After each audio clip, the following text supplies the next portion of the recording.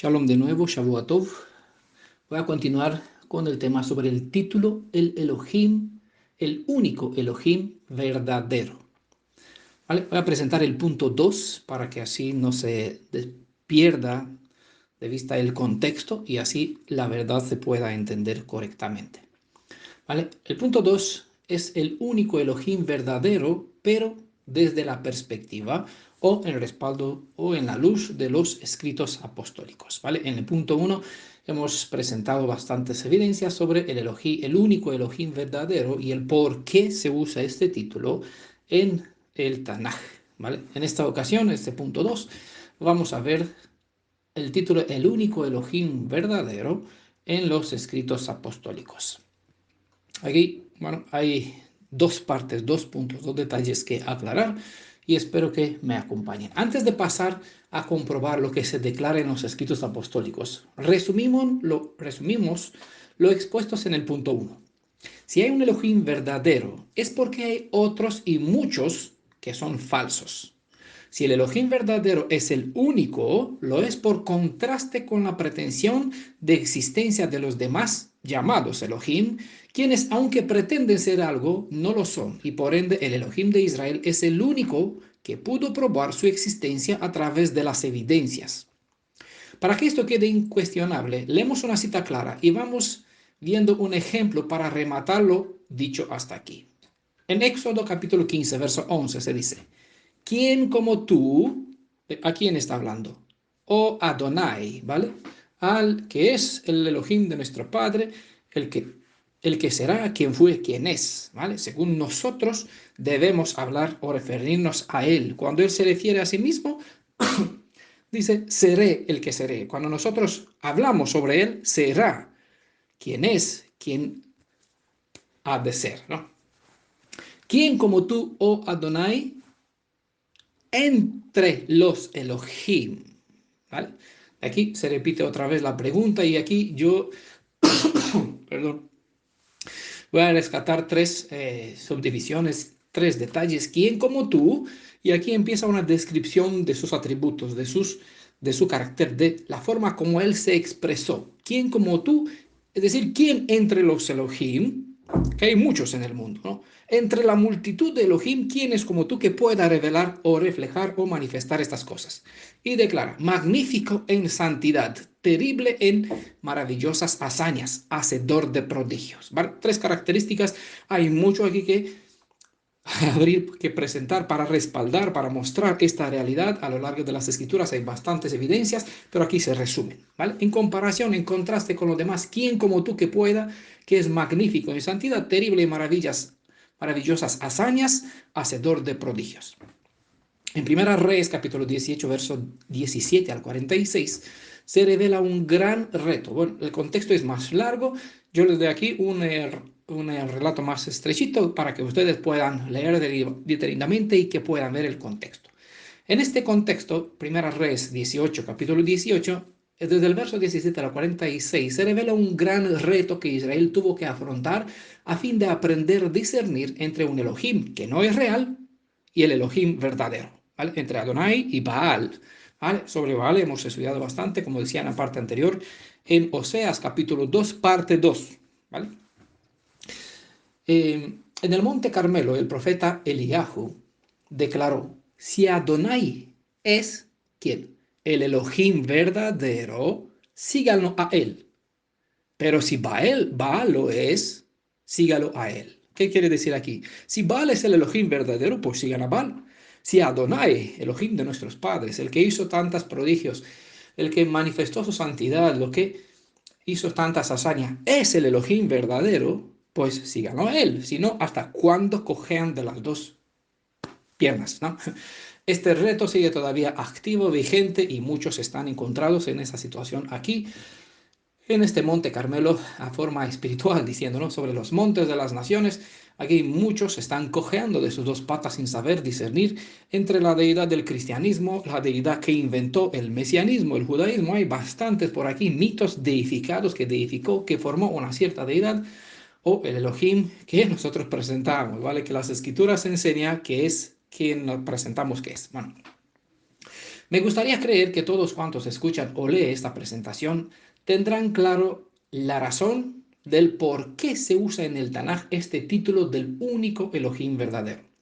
Aunque sé que a muchos les cuesta comprender por qué él se reveló en el Tanaj como Adonai, en realidad es el que se reveló en el Tanaj como Adonai, en realidad es el mismo Yeshua. Sé que a muchos les cuesta entender eso. Siempre pueden seguir las evidencias que he presentado tanto en audio como por escrito, si es que desean, oh, desean romperse de las cadenas religiosas que mantienen a muchedumbre en ignorancia sobre la verdadera deidad de Israel. Si acaso con lo que dije antes no fue bastante claro, vamos a citar dos citas más del Tanaj para abrirnos paso o que nos pueda servir como entrada en la parte de los escritos apostólicos, a fin de ver si estos respaldan la identidad de Adonai, el Elohim de Israel, ¿no? Como aparecen las cuatro consonantes y Yod-Hei, siendo Yeshua único. Presten buena atención a estas dos siguientes citas para retener los títulos y los atributos porque os servirá para comprender mejor a quién identifican las citas apostólicas que vamos a leer obviamente. Isaías 9, verso 6 es una cita que muchos lo saben. En otro contexto hemos rescatado algunos atributos que aquí se menciona. Dice, porque un niño nos ha nacido, un hijo nos ha sido dado y la soberanía reposará sobre sus hombros. Y se llamará, y aquí empieza atributos otra vez, se llamará su nombre admirable consejero, Elohim poderoso, Padre eterno, príncipe de paz, Padre eterno, ¿vale? Recuerden, estoy leyendo de la edición Corona de Jerusalén en muchas ocasiones. Y si no encuentra, pues sería Reina Valera. Quiero presentar una palabra que está aquí en el texto hebreo, Hamishra, aparece, y ha sido traducido aquí en este texto, Isaías 9:6, con las palabras la soberanía, ¿vale? Hamishra. Mishra se traduce o se refiere al imperio, principado, de aquí soberanía a la autoridad suprema para gobernar. ¿Vale? Ustedes mismos pueden corroborar, buscar los textos para ver qué autoridad tiene él, que es Mashiach.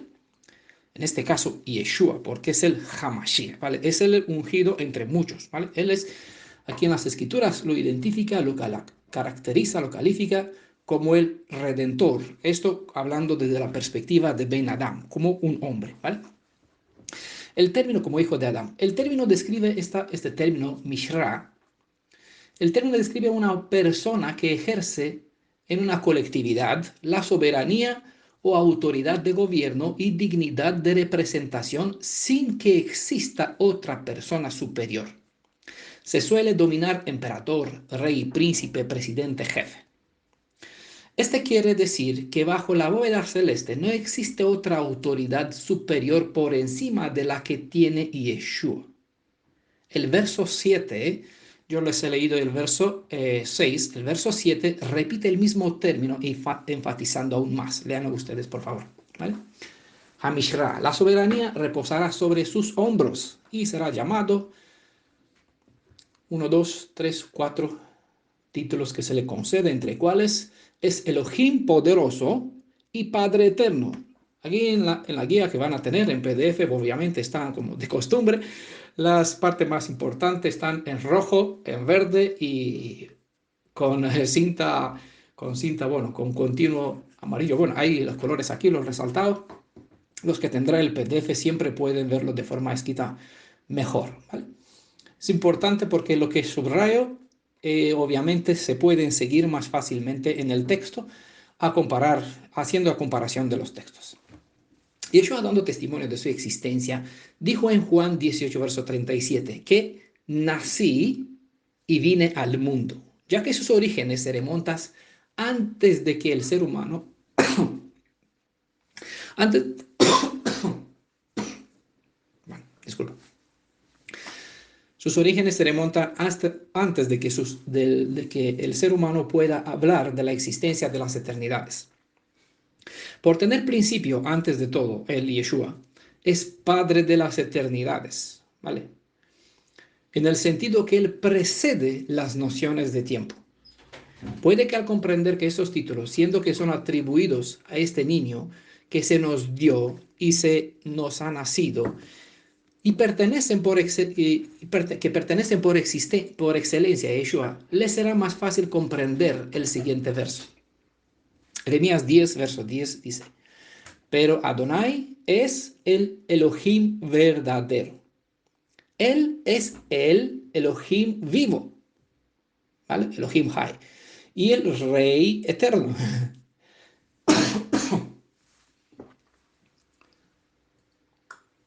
No sé qué me pasa. Ante su enojo, ¿vale? Elohim verdadero, Elohim vivo, Rey eterno. ¿Quién? Adonai. Ante su enojo tiembla la tierra y las naciones son impotentes ante su indignación, ¿vale? Que hemos visto en la cita de Isaías 9:6, que este niño que nos ha nacido, este niño que nos ha sido dado, es Elohim poderoso, es Padre eterno, ¿vale? Es decir, bajo la bóveda celeste se le tiene la autoridad absoluta, suprema, ¿vale? Y Yeshua lo dejó bien claro, él no dijo por eso nací y vine en el mundo, no. Él nació tiempo antes de la creación de la tierra y vino al mundo. Él no nació cuando fue engendrado en Miriam, cuando se engendró, cuando descendió como espíritu sobre Miriam y se hizo Ben Adam, ¿vale? Él nació. Él nació antes de la creación del mundo, vino en el mundo y se hizo Ben Adam, ¿vale? Esa es la orden correcta, por eso en Juan 18:37 lo presenta de esta forma, vine al mundo.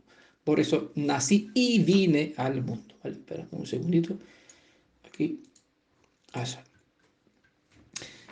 Jeremías 10:10, aquí lo presenta como Rey eterno. ¿Qué es soberanía? Pues tener la autoridad superior sobre todo lo que está inferior, es decir, sobre todo lo que está bajo la bóveda celeste.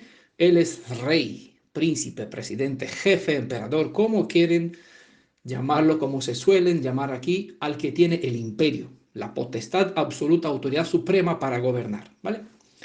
Así que él es, desde esta perspectiva, en comparación, porque no tiene límite de tiempo como los reyes normales, se le atribuye el título rey eterno, porque él está en el pasado, en el presente, en el futuro. Eso es Yihye, Hayá, Vejove. Será quien fue, quien es. Ante su enojo tiembla la tierra. Aquí son características importantes que, si se tienen en cuenta y se siguen en los escritos apostólicos, se pueden comprender y se puede entender y puede observar como una mano pues se cruza bien con la otra y todo va perfecto, encaja perfectamente. Si la soberanía está sobre los hombros de Yeshua, entiendan por qué Él es llamado soberano sobre todos los seres vivientes cuantos hay bajo la bóveda celeste, ¿vale? Lo específico es no por casualidad, ¿vale? Para que entiendan y que así no se vaya con la mente. Cuando se enfatiza algo, se encierra dentro de un concepto, así uno no puede ir más allá, ¿vale? Por eso es específico. Soberano sobre todos los seres vivientes, ¿cuántos hay bajo la bóveda celeste? Apocalipsis 6, verso 9 al 10 dice, cuando el Cordero abrió el quinto sello, vi debajo del altar las almas de los que habían sido muertos a causa de la palabra de Elohim y por el testimonio que habían mantenido. Eso es importante. Bueno, está fuera de contexto, pero aquí habrá una cierta paréntesis. Dos factores. Que sigue, ¿vale? Uno, que sigue y da testimonio. El testimonio es parte clave, parte importante. Muchos bastante dicen, pues que otros se encarguen, ya Elohim cuidará, ya no es mi deber velar sobre mi hermano. Bastante tienen esta teoría y no comparten con otras personas porque no están para buscar las ovejas perdidas de la casa de Israel, para dar testimonio de lo que la redención, el Redentor hizo en su vida y para así ayudar a otros que vengan, ¿vale? Dos, había sido muerto a causa de la palabra de Elohim, es decir, la tenía, ¿y qué hacía con ella? La daba testimonio sobre ella, ¿vale? Bueno, eso, cerramos el paréntesis. Verso 10 dice, y clamaban, ¿qué hacían estos?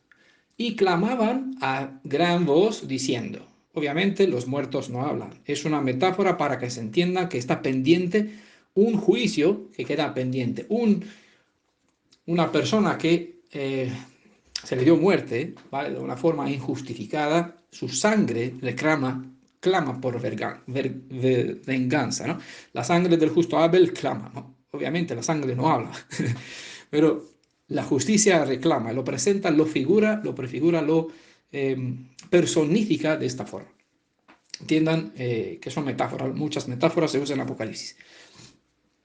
Si se entienden bien el Tanaj, se comprenden por qué lo que está escrito en la parte de Apocalipsis. Lo que está escrito en este libro de Apocalipsis de Juan, de hecho, es el libro de las revelaciones, ¿no? De Apocalipsis. 3 de 4 palabras son citadas del Tanaj. Si entienden el Tanaj, comprenden mejor la referencia, las alegorías, qué es lo que quiere decir, ¿vale? Por eso siempre nos anclamos más en el Tanaj. Verso 10 dice, y clamaban a gran voz diciendo, ¿hasta cuándo, Admatai, a mí me gustan mucho estas palabras, hasta cuándo, oh soberano? ¿Vale? Y aquí les menciono para que sepan, está en el griego el término despotes, luego les voy a comentar sobre él. ¿Hasta cuándo, oh soberano, santo y verdadero, qué haces? ¿Esperas para qué? Para juzgar y vengar nuestra sangre, ¿de quién? De los que moran en la tierra, ¿vale? Los que moran en la tierra, pues mataron a personas inocentes, ¿vale? Lo que menciona el verso 9. ¿Vale? Como decía, el término despota en el idioma griego significa gobernador absoluto, ¿vale? Lo que vimos antes en esta palabra Mishra, ¿vale? Despota, gobernador absoluto, amo, alguien poseyendo una autoridad suprema. En 2 Tito, capítulo 2, verso 21, en Tito 2, capítulo 2, 21, y en segunda de Pedro, capítulo 2, verso 1, el término se usa para referirse al Mashiach con el sentido de soberano absoluto. Las ediciones cristianas han traducido este término griego con Señor, ¿vale? Muchas veces, en otras ocasiones donde en Reina Valera aparece este término, Señor en realidad se refiere a Teos, y esto a su vez pues sustituyen las 4 consonantes. Hay, bueno, todo aquí un lío siempre, cuando se van mirando los términos se entiende a qué se refiere o qué parte de título o atributo están enfatizando. En este caso, en 2 Pedro capítulo 2 verso 1, el término despota traducido con Señor se refiere a Yeshua, ¿vale? En el sentido de soberano absoluto, autoridad suprema. Porque falta la costumbre de fijarse en los atributos mencionados. Solo me detendré para enfatizar dos obras aquí mencionadas, ¿vale? Es decir, en el Apocalipsis capítulo 6, verso 10, si acaso se han perdido, ¿no? ¿Vale? 2 obras características de la persona que aquí es presentada como despotes, es decir, soberano absoluto, santo y verdadero. Hay 2 obras. Una es autoridad para juzgar y autoridad para vengar. De aquí la pregunta, ¿hasta cuándo te demoras, esperas para juzgar y vengar nuestra sangre? ¿Vale? Entonces, este que es allí llamado como soberano, despotes, que es santo y es verdadero, tiene autoridad absoluta, por eso es llamado soberano, para juzgar, autoridad para vengar. ¿Vale? Yo no voy a acudir, no voy a presentar lo que otros presentan, lo que otros creen, ya ustedes quizás saben las interpretaciones comunes a quién se refiere, quién es calificado en esta cita. Yo me limito a compartir lo que el contexto de las escrituras me revelan, cada uno puede sacar sus propias conclusiones y está en su libertad, ¿vale? Supongo que ya tienen todos claro que el único juez supremo en cuyas manos está el decidir sobre la muerte y la vida de una persona es Yeshua. Supongo, porque no lo sé si todos tienen claro, a pesar de que al menos aquí en esta comunidad hebreo-israelita, mediante WhatsApp y lo que he compartido yo en mi canal de Facebook y de YouTube y de Facebook, lo he presentado bastante bien, específicamente el libro de Zacarías, aquí donde se presenta el Malach que estaba delante de pie ante el sumo sacerdote Yahushua, pues está bastante bien presentado y muchas otras evidencias. Pero bueno, por eso digo, supongo que todos tienen claro por qué Yeshua es el único juez supremo. Bueno, ya debería, de lo que he dicho antes, tenerlo claro, porque en Daniel se menciona que sobre él, hablando sobre Yeshua, se le dejó toda la autoridad que está bajo la bóveda celeste. No por nada les mencioné el término que aquí aparece como en el texto hebreo Hamishra, es decir, la soberanía absoluta reposará sobre sus hombros. ¿Vale? Isaías 9:6. Vale, espero que hasta aquí está claro. Entonces, vuelvo a esos dos atributos, dos partes de dos verbos, que es juzgar y vengar, parte de obras que característica a este soberano mencionadas. Supongo que ya tienen todos claro esto, ¿vale? Lo repito, que Yeshua es el gran juez. Si aún no saben esto y todavía cree que el gran juez es el papá del Mashiach, sean prestos a volver a estudiar las escrituras, porque si aún creen eso, es que todavía siguen encadenados a las dogmas preestablecidas de los ismos y por ende no tienen dominio propio para leer y razonar por ustedes mismos. Perdonen que soy así, tan directo, pero es la realidad, le guste o no, la aceptan o no, bueno, con el tiempo, si se van a disponer, me van a dar la razón. La autoridad para vengar, ¿vale? ¿Vengar qué? La sangre es un atributo específico, ¿vale? La autoridad para vengar la sangre es un atributo específico y una autoridad absoluta concedida solo a aquella persona que es ¿qué? Un pariente redentor. ¿Eso qué significa? Pues es decir, en hebreo, un goel. Si aún no sabe que esta autoridad corresponde únicamente a Yeshua y para nada a su papá, debería buscar las temas en audio o en PDF, bueno, según te gusta leer o escuchar, que he compartido sobre las leyes de la redención y el Goel, obviamente, en la Torah. El verdadero, el Hakadosh, es decir, el santo, ¿vale? ¿Qué dice aquí? Oh soberano santo, ¿vale? El verdadero y el Hakadosh y el santo son títulos que exaltan la santidad y la unicidad de Yeshua, tanto como Mashiach y único entre muchos falsos salvadores, ¿vale?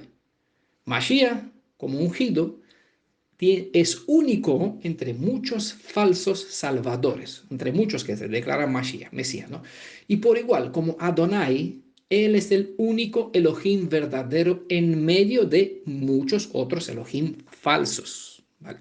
Entiendan el uso de este título según el contexto. Si se refiere a Yeshua como Mashiach, él es el único verdadero y es único santo y verdadero en contraste o comparación con muchedumbre de mesías falsos, mashiach falsos, ¿vale? Y por igual, si se refiere a él desde la perspectiva del Tanaj, es el único Elohim verdadero, es el único Adonai verdadero en medio de muchedumbre de otras muchas deidades falsas. Apocalipsis 11, verso 11 dice, y vi el cielo abierto, y he aquí un caballo blanco, y el que lo montaba se llamaba como fiel y verdadero. ¿Y qué hará? Con justicia, ¿qué hará? Con justicia. Juzgará y hará y hace la guerra. Y con justicia juzga y hace la guerra. Recuerden que la palabra amén, no sé si lo recuerdan o que está siguiendo lo que comparto, pues obviamente debería saber. Bueno, si se lo olvidaron, pues ahora se lo voy a recordar en este contexto y de paso explicaré esta cita, ¿vale? Recuerdan que la palabra amén es un acrónimo. Cada consonante Aleph, Mem, Nun viene de una cierta palabra que exalta la identidad del que es el amén. Aleph es el título directo para referirse al Elohim de Israel. Bueno, hay otros audios en ese sentido que hemos comparado sobre la letra Aleph. Dijimos que Aleph y Lamed juntos forman el abreviado El, es decir, es el abreviado de Elohim, ¿vale? De aquí que bastantes nombres terminan con el abreviado El, como es el caso de mi nombre Dan y El, es decir, el nombre Daniel, ¿vale? Dan y El, Dan, ve El, ¿vale? Dan el juez, Vav, es una consonante que es traducida aquí con I, es una consonante, un clavo, un gancho que conectan dos cosas. En este caso la palabra Dan y el abreviado El. Dan y El. Elohim es mi juez, mi abogado, mi consolador, mi defensor, el que juzga mi causa, el que hace justicia, ¿no? Bueno, la consonante Mem viene de la palabra Melech, que significa rey. Y la consonante Nun viene de la palabra Neemán, que significa fiel o fidelidad. Entonces, amén quiere decir el Melech Neemán, que significa Elohim, rey fidedigno.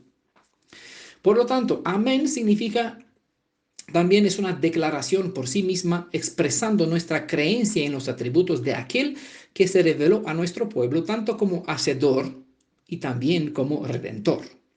Supongo que todos ya han entendido por qué Yeshua es quien es el Goel, es decir, el redentor, el pariente cercano, y que entre sus atributos y obligaciones como redentor es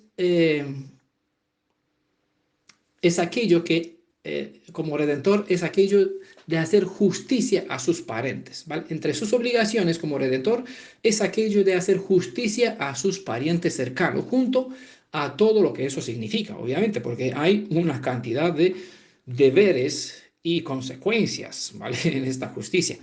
En la serie Profecías al Día que hemos comparado bastante. Desde luego que todos estamos de acuerdo que en un caballo blanco nunca se describe que regresa el propio padre del Mashiach, sino que el Mashiach mismo es aquel a quien esperábamos y esperamos que se presente para cumplir con lo descrito en esta visión alegórica. Él no va a venir como montado una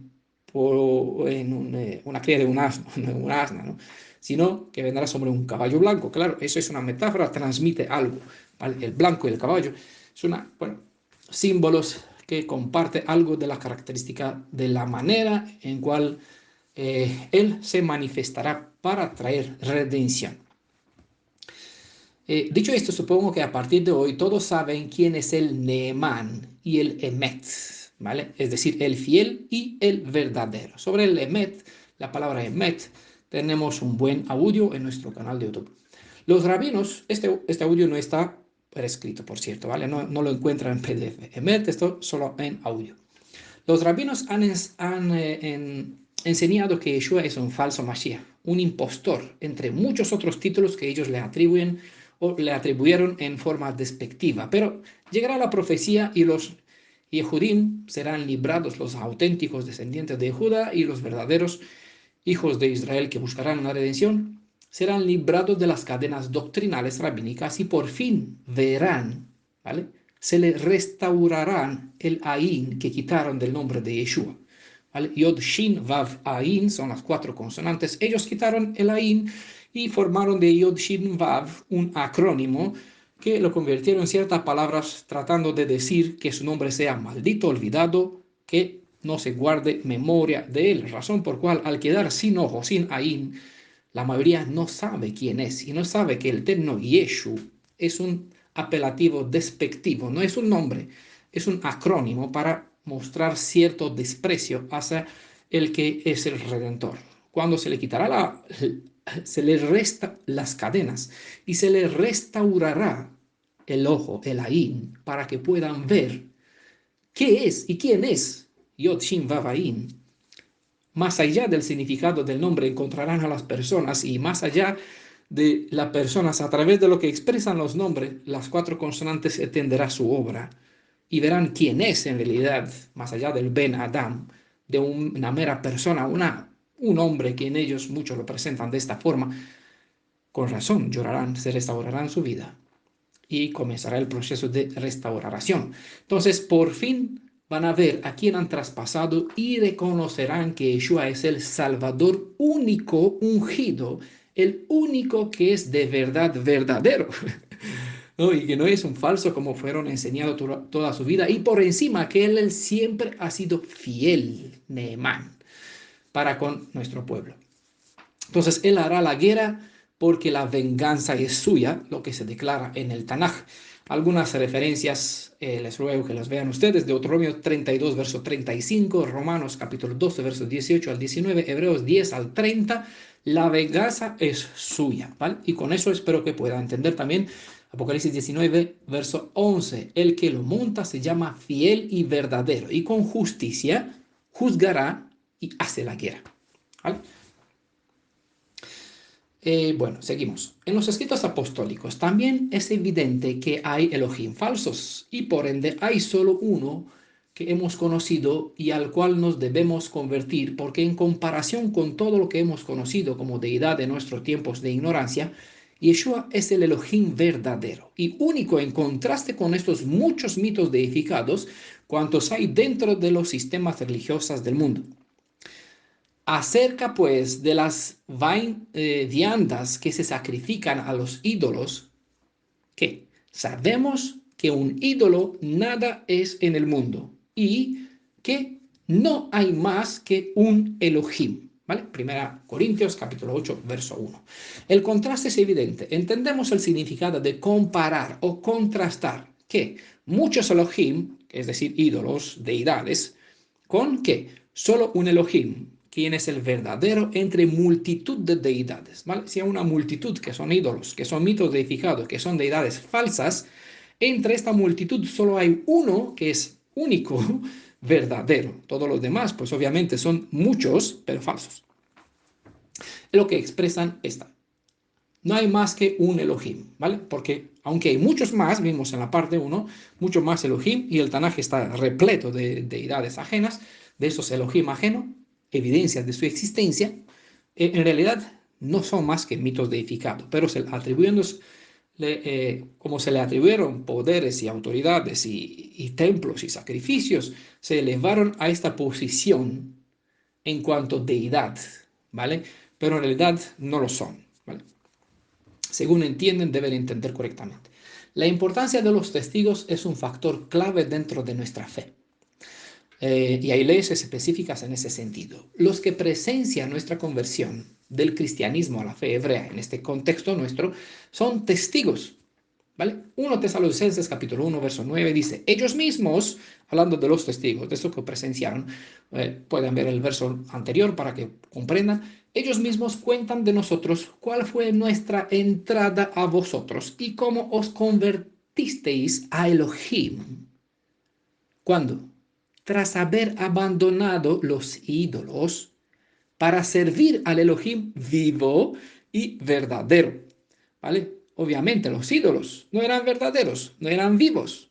Por eso había que abandonarlos para servir al que es vivo y mostró, como vimos, a través de sus características, su poder, mostró su existencia y que es verdadero de verdad. Entendemos que hay deidades, es decir, Elohim, a quien hemos servido, aunque estos solo eran ídolos o mitos deificados, y que al llegar a nosotros la verdad, la Emet, hemos hecho Teshuvah. Eso significa arrepentimiento, ¿no? Auténtico, genuino. Y mediante la Tevilá, el bautismo, la sumersión, una vez purificados de la falsa adoración, hemos pasado a venerar al verdadero Elohim, mientras hemos testificado que hemos desechado toda clase de deidades ajenas como falsos Elohim. ¿Acaso no es eso lo que estamos siempre indicando que se presente como testimonio antes de a cualquier persona que se sumerge en el agua para hacer la tefilá, para que salga afuera teniendo la libertad de servir al Elohim de verdadero, limpiados, purificados de toda clase de una falsa sistema de adoración? Ahora vamos a cambiar de perspectiva. Si hasta aquí está claro, vale, aquí está el punto 1, ¿vale? Pero tenemos el plan B de esta segunda sección. En los escritos apostólicos tenemos dos realidades que es importantísimas que las entendamos correctamente. Vamos a cambiar de perspectiva para ver y quizás entender una realidad superior que, como les comentaba antes, incorpora todo cuanto tiene que ver específicamente con lo que llamamos la fe hebreo-israelita. La redención es por encima de lo que encierra la fe hebrea. Y por ende, todo cuanto es relacionado con los valores de la fe hebrea está incorporado dentro de lo que llamamos el plan de la redención del ser humano caído en el pecado. Este plan está activado desde antes de que exista la nación hebrea y todo cuanto a éste pertenece, incluyendo así la Torá, la redención, la restauración de la nación hebrea. Eso es importantísimo que lo entiendan correctamente. Si no adiestras tu mente para poder clasificar estas dos verdades absolutas, ¿cuál? Pues lo voy a poner aquí, punto 1, punto 2, punto 1. La redención del ser humano, hablando esto en forma general, siendo esto hebreo o gentil. Y el punto 2, la redención diseñada de forma específica para el linaje de Jacob, es decir, para Israel. Si no adiestras tu mente para poder clasificar estas dos verdades absolutas, cabe la posibilidad de que siempre confundas al Elohim de Israel con el padre de Yeshua.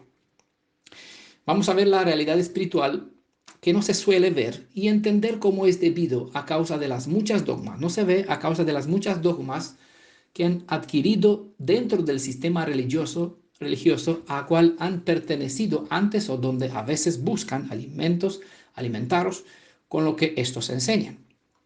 Presentar en el Tanaj o en los escritos apostólicos que Yeshua es Elohim, que es el verdadero Elohim de Israel, que Él es el Elohim viviente y la vida eterna, etc. No es un asunto difícil, al menos para mí, ¿no? Que lo tengo bien claro. Y las evidencias sobreabundan para respaldar el hecho de que Yeshua es Adonai. Pero, aquí tenemos un pero, hay otras citas en los escritos apostólicos que nos introducen en una esfera que es superior en importancia y cual por lo tanto incorpora todo el asunto revelado sobre lo que llamamos la fe hebreo-israelita, sobre el Elohim Echad, es decir, sobre la deidad de Israel. En los escritos apostólicos tenemos una multitud de evidencias que nos muestran que Yeshua es hijo y, por ende, tiene a su propio papá. Cuando pasamos a los escritos apostólicos, vemos en Juan 17, verso 3. Lo voy a citar por si acaso. Vemos en Juan 17, verso 3 que Yeshua mismo estaba orando hacia su propio Padre, llamándolo a él el único Elohim verdadero. Para que luego en el verso 5 indique la posición superior de su papá. Luego en Juan capítulo 14, verso 28, se puede leer que él dejó claro lo que es obvio, que su papá es mayor, en soberanía, desde luego, porque un padre siempre está por encima de su hijo. Su papá es mayor que Yeshua mismo. Bueno, les voy a leer la cita de Juan 17:3 para que la tenga presente aquí. Esta es la vida eterna. ¿Cuál? Que te conozcan a ti. ¿De quién está hablando? De su padre, obviamente. ¿Cómo? Como el único Elohim verdadero y al que tú has enviado. ¿A quién? A Yeshua HaMashiach, obviamente a su hijo. El Redentor Yeshua dijo que Él es la vida eterna, en Juan capítulo 11, verso 25, y que todo aquel que en Él creerá tendrá la vida eterna. Eso lo dijo en Juan 3, verso 36, Juan 4, verso 14, y que también no será juzgado. Lo dijo en Juan 5, 24, Romanos 10, verso 11 también. Y que aquel que creerá en Él, que tendrá la vida, que no será juzgado, pasará del juicio entrando en la eternidad. Pero aquí dice, la vida eterna es que una persona conozca a su Padre, que te conozcan a ti, el único Elohim verdadero.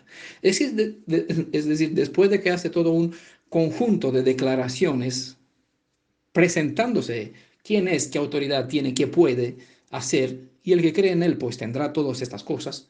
Después dice una cosa que parece para muchos enredada, es decir, que parece que se contradice, que te conozca a ti, el único Elohim verdadero.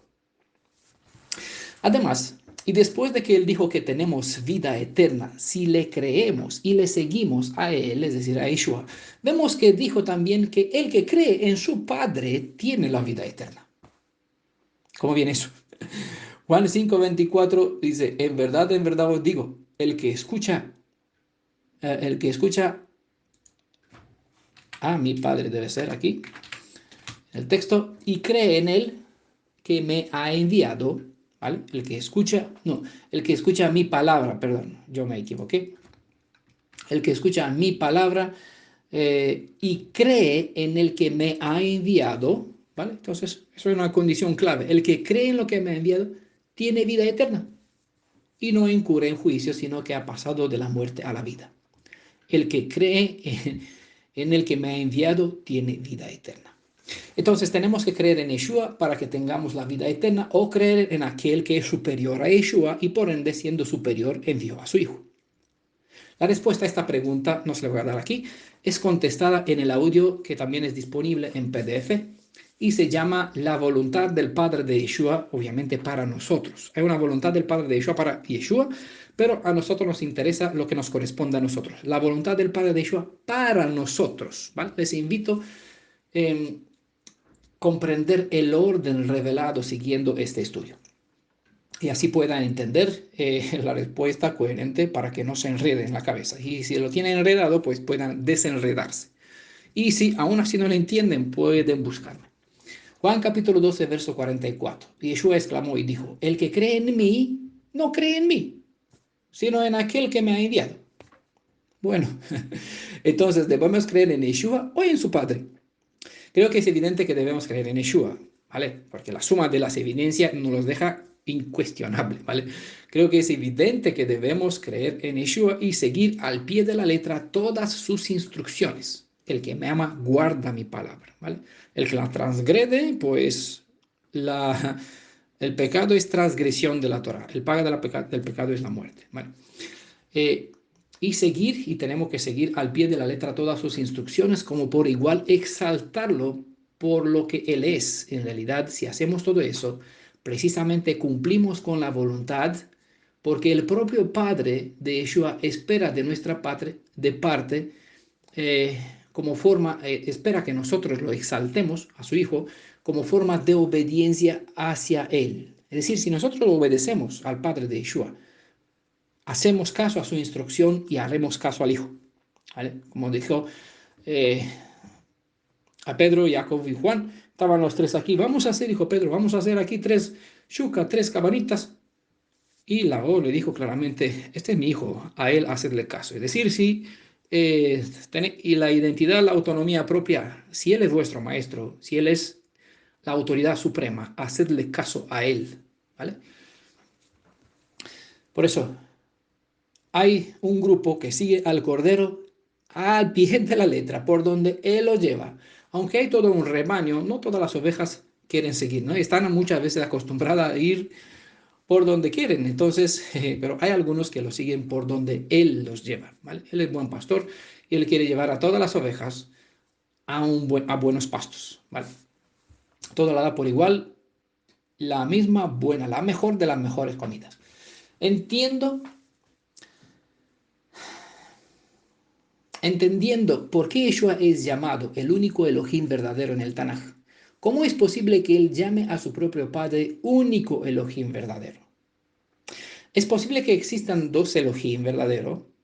Claro, mirando la pregunta así, ninguno de los que no se disponen a comprender no comprenderá, sino que tachará esta afirmación como un disparate, idolatría o como más le quieren llamar, etc. No es un tema difícil, pero tampoco es un tema fácil de entender, porque las mentes no están dispuestas a desmenuzar los asuntos para comprender las realidades espirituales y estas desde la perspectiva de cómo las escrituras las presentan. Por eso tratamos de desmenuzarlas, situarlas en esos contextos para que puedan aprender a verlos y razonar, ¿no? Y así resaltar algunos términos en el del Tanaj, lo vemos de nuevo en los escritos apostólicos, los contrastamos, los juzgamos en la luz de las leyes para que así vemos a quién corresponden esos atributos, esos títulos, ¿vale? A quién caracteriza, quién puede cumplir con ellos, ¿vale? Es lo que es nuestro estilo, mi forma de presentar las cosas y espero que sea efectiva. Obviamente hay persona que entiende y persona quien no dispone su mente, como dispuso su Daniel, el profeta Daniel, el nave Daniel, dispuso su alma para comprender. Obviamente le llegó el Malaj. Dijo, llegué con la respuesta antes de que tú piensas a orar. ¿Por qué? Porque Elohim conoce el corazón de uno, sabe la disposición. Entonces, antes la respuesta, la ayuda llega por el camino, antes de que uno le exprese el deseo, la oración de ayuda, ¿no? Sea que el Ruach de la verdad les ayude a comprender al que dispone su alma a entender estas maravillas. A lo largo de los siguientes 1000 años, todos los redimidos entenderán estos asuntos aquí expuestos. Tranquilos.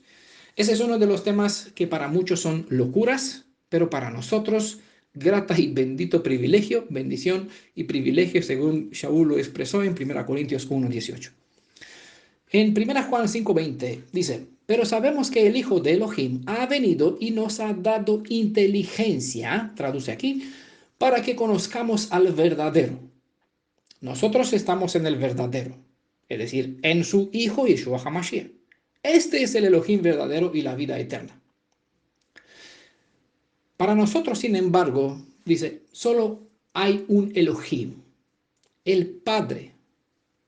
Estoy leyendo de 1 Corintios 8, verso 6. Y aquí dice, hablando del Padre de Yeshua, De Él proceden todas las cosas y nosotros somos de Él. Y un soberano Yeshua, por medio de cual son todas las cosas y nosotros por medio de Él.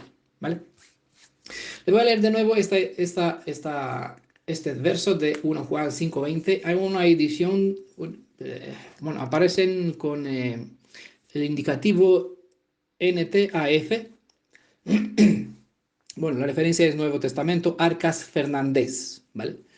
Y lo traduce Juan 1, 15, 20 de esta forma, bastante coherente. Sabemos, en fin, que el Hijo de Elohim ha venido y ha iluminado nuestras mentes para que conozcamos al verdadero. Con Él estamos unidos mediante su Hijo Yeshua, que es Elohim verdadero y vida eterna.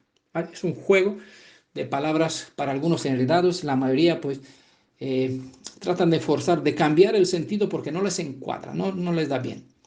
Esta es una expresión propia de la cultura hebrea, Elohim verdadero, empleada para poner en oposición al Elohim verdadero con los Elohim falsos, a los que se refiere en el verso 21, donde dice, guardaos de los ídolos. ¿Vale? El verso Juan 5, 20, verso 21 dice, guardaos de los ídolos. Por contraste aquí, pues entendemos que si hay ídolos que son Elohim falsos, hay Elohim verdadero. La expresión donde dice, nos ha dado inteligencia para que conozcamos, ¿vale? Son tres términos, tres palabras en griego, los quiero presentar a todas, para conozcamos sobre quién, sobre su Padre, obviamente. Esas tres palabras es bueno que las veamos más de cerca. Veamos la palabra dado, inteligencia y conocimiento. La primera es didomi, ¿vale? Que es una forma prolongada de un verbo primario, dar, es decir, conceder, confiar, permitir, repartir, tener misericordia, y por misericordia obviamente ofrece libertad. Se puede traducir didomi. Didomi es presentar, procurar, producir, ¿vale? La segunda palabra es dianoia, que es un pensamiento hondo, propiamente la facultad, ¿vale? ¿Qué es lo que le dio Yeshua? La facultad. ¿Qué facultad? Mental, o su disposición, por implicación, su ejercicio. ¿Qué es lo que hizo con los dos caminos a Emaús? Les abrió el entendimiento. Dio la facultad, abrir el entendimiento para que pueda comprender que desde Moisés hasta los profetas, ¿quién era el Mashiach? Ellos decían, y nosotros pensábamos que él es, mira, y murió. ¿Cómo tú no lo sabes? Es el único, no te has enterado. ¿No? Les abrió el entendimiento para que pueda entender, ¿vale? Dianoia, pensamiento hondo, entendimiento, mente, pensamiento, ¿vale? Y la tercera palabra que es aquí en este texto, nos ha dado inteligencia, conozcamos, para que conozcamos, ¿verdad? La tercera palabra es ginosco, que es extensión de un verbo primario, básicamente conocer, saber, pero de forma absoluta. Es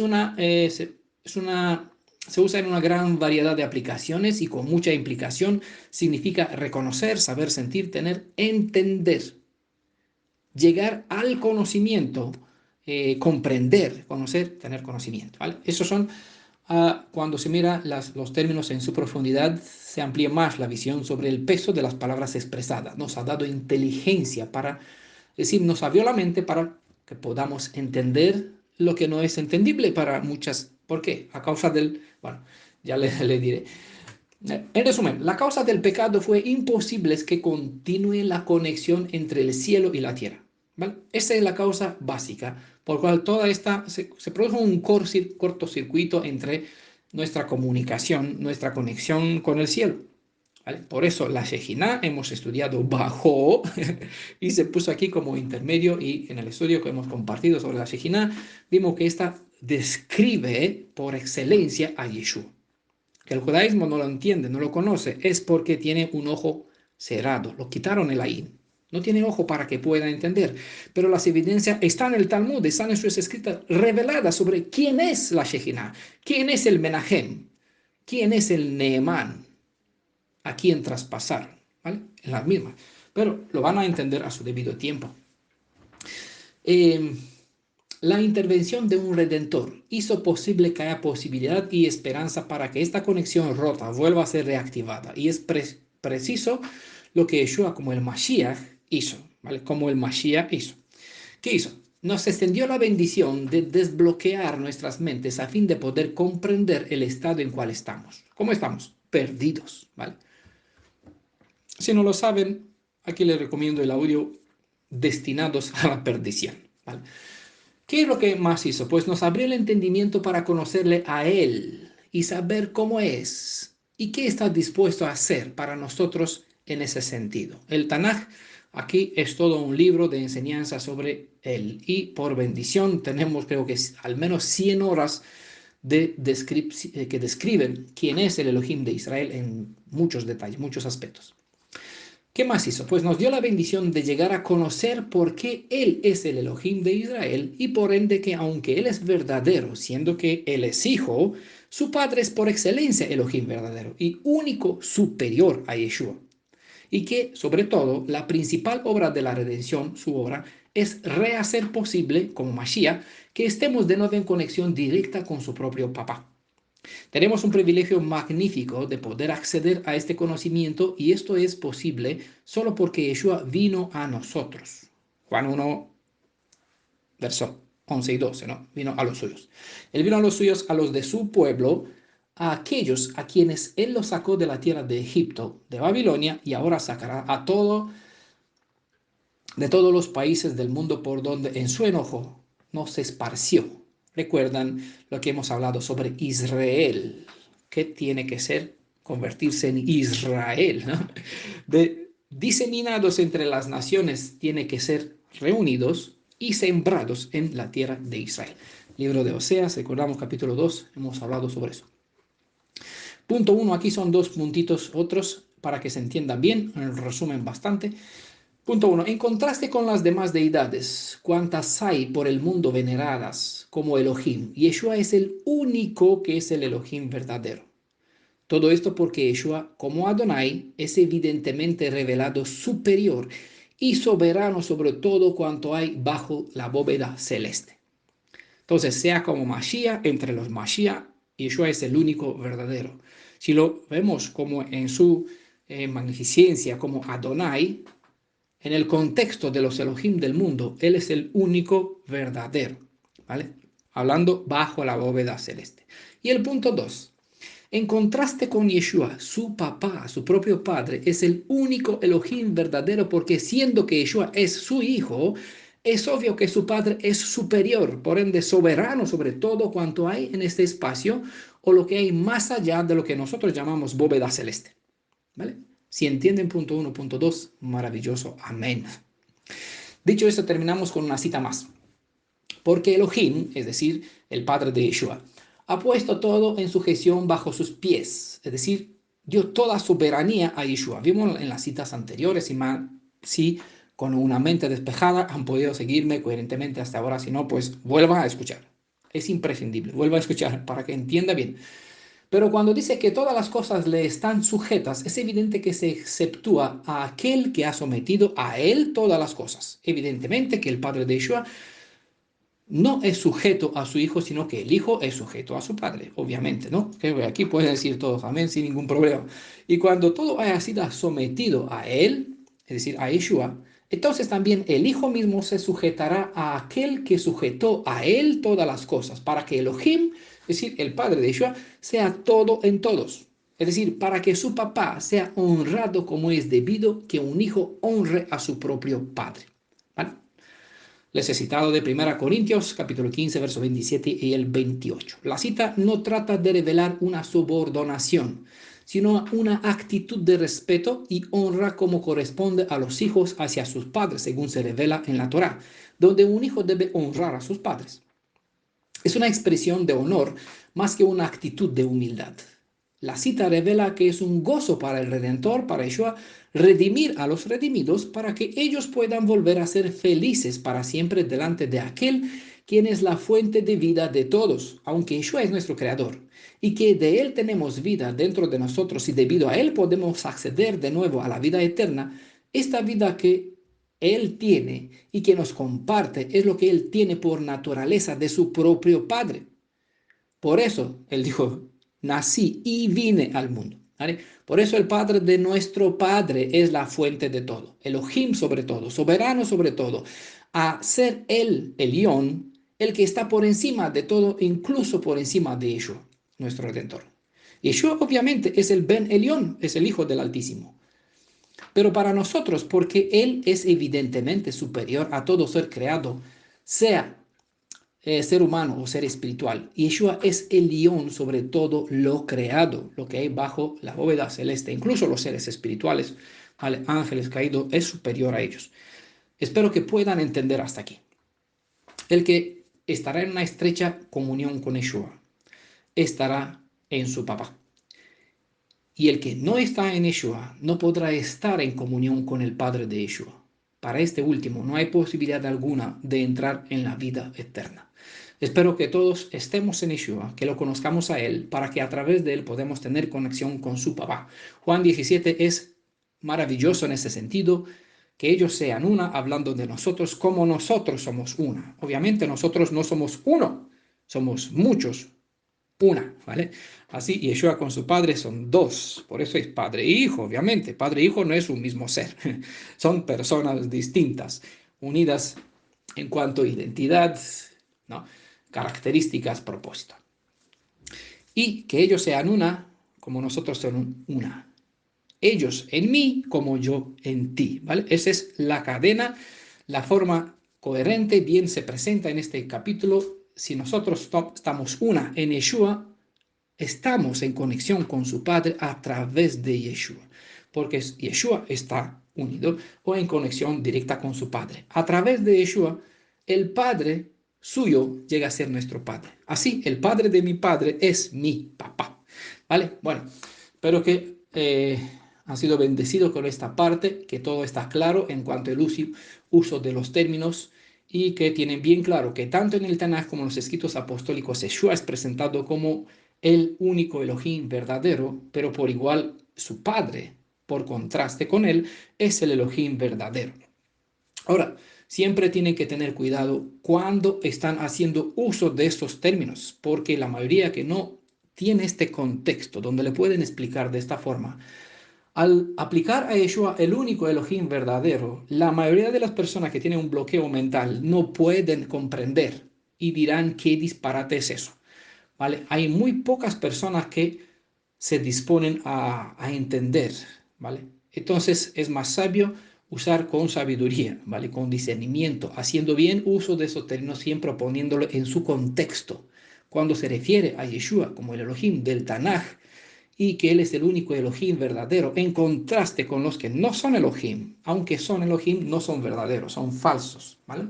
Y por igual, porque el Padre de Yeshua es el único Elohim verdadero, ¿vale? En contraste con Yeshua. Siempre hay que decir sí, sí y no, no, ¿vale? Decir al pecado por su nombre, a la verdad por su nombre. Aplicar bien los títulos y los atributos situándolos en su contexto, ¿vale?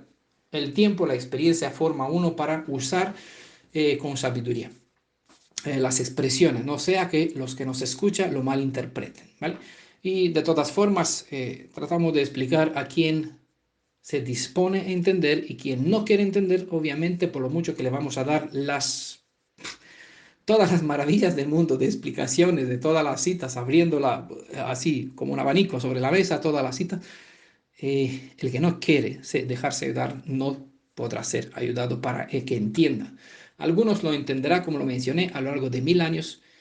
Hay bastante que no lo va a entender nunca, porque no quieren. Y estas personas no alcanzarán lo que todos estamos esperando, ¿vale? Lo que todos estamos esperando, ¿vale? El día de la redención para volver a casa, estar felices y tener posibilidad de seguir nuestra formación, nuestro entendimiento, nuestro estudio, una forma en condiciones óptimas para eso, para que todo ese conocimiento se edifique como ladrillo sobre ladrillo de una forma bien perfecta. Que el espíritu de Yeshua, que su Ruach, guíe a cada uno en su forma de estudiar, en su disponibilidad de entender, para que lo que estamos presentando eh, se agarre bien en su alma, ¿no?